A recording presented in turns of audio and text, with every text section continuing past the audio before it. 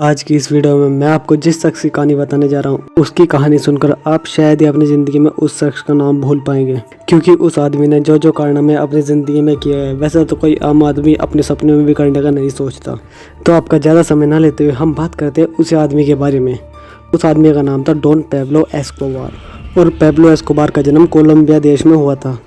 वैसे तो Pablo Escobar एक गरीब घर से ताल्लुकात रखते थे, पर घर में पैसे की कमी होने के बाद वह इस गरीबी को ज़्यादा दिन तक बर्दाश्त नहीं कर सके और उन्होंने उसके बाद कोकीन का धंधा करना शुरू कर दिया, जिसके बाद से मानो पेब्लो एस्कोबार दिन दुगनी और रात चौगनी कमाई करने लगा। और कुछ ही सालों बाद वह दुनिया का सबसे बड़ा ड्रग डीलर बन गया और लोग उसे ड्रग लॉर्ड और ड्रग माफिया के नाम से जानने लगे, क्योंकि पूरी दुनिया का 80% कोकेन तो वह अकेले ही सप्लाई किया करते थे। उन्हीं के भाई रॉबर्टो ने बताया था कि वह एक दिन में करीबन 15 टन यानी कि 15,000 किलो कोकेन तस्करी किया करते थे, जिसकी वजह से वह जल्दी बिलियनियर बन गए थे। 1989 में फोर्ब्स मैगजीन ने पेब्लो एस्कोबार को दुनिया का 7वां सबसे अमीर आदमी बताया था। पेब्लो के भाई रॉबर्टो ने बताया कि पेब्लो को हर साल 1,27,000 करोड़ रुपए का मुनाफा हुआ करता था, जिस पैसे को वह अपने गोदामों में रखते थे, क्योंकि इतना सारा ब्लैक मनी वह बैंक में जमा नहीं करा सकते थे। और इस मुनाफे को गोदाम में रखने की वजह से उनका 10% ब्लैक मनी तो चूहे ही कुतर देते थे, यानी कि हर साल चूहे उनका 12,700 करोड़ रुपए कुतर देते थे। पर पेब्लो को इससे कोई खास फर्क नहीं पड़ता था, क्योंकि पेब्लो को इन नोटों को गड्ढियों में बांधने के लिए हर महीने 1,67,000 रुपए की तो रबड़ ही लानी पड़ती थी।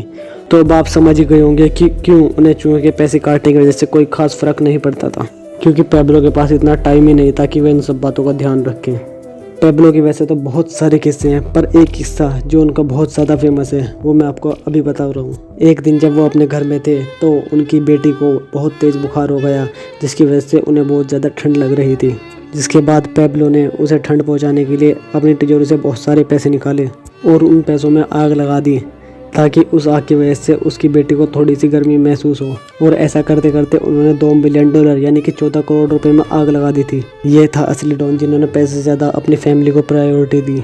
और उसके कुछ साल बाद उन्होंने खुद को सरेंडर करने का सोचा और यह घोषणा कर दी कि वह अपने आप को सरेंडर करेंगे, पर इसके लिए उनकी कुछ शर्तें हैं।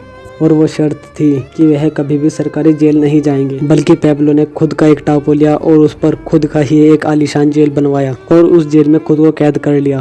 पर वह सिर्फ एक नाम का ही जेल था, उसमें पेब्लो के लिए हर एक सुविधा उपलब्ध थी। वह उस आलीशान जेल में रहकर अपनी लग्जरियस लाइफ जी रहे थे।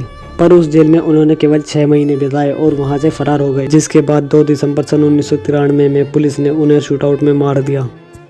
तो गाइस, ये वीडियो यहीं तक थी। अगर आपको वीडियो अच्छी लगी तो इस वीडियो को लाइक कर दो और शेयर कर दो अपने फ्रेंड के साथ। और अगर आप चाहते हैं कि मैं इस वीडियो का पार्ट 2 भी बनाऊँ तो आप हमें कमेंट करके बता सकते हैं। And thank you for watching this video.